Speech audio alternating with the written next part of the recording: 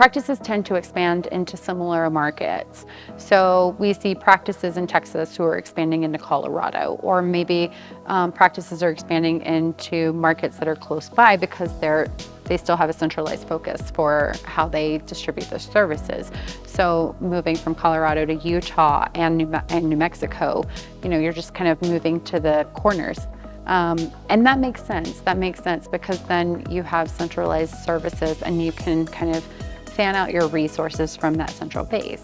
But when you're talking about expansion, the rules and regulations are just different in each state for how they disseminate both, like how they adjudicate claims, what kind of requirements they have for licensure, what kind of requirements they have for credentialing, the standards that they have for practice, and potentially for like business licensure standards. And that's true too when you're talking about different counties.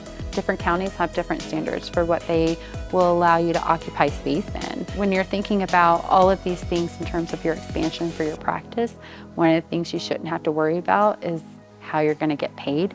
And what's great about practice support is we work in multiple states. We have our pulse on the requirements for each state and what their standards are for payment. And documentation standards may change, and those are things that we can think about ahead of time and help you build those systems before you start your expansion process.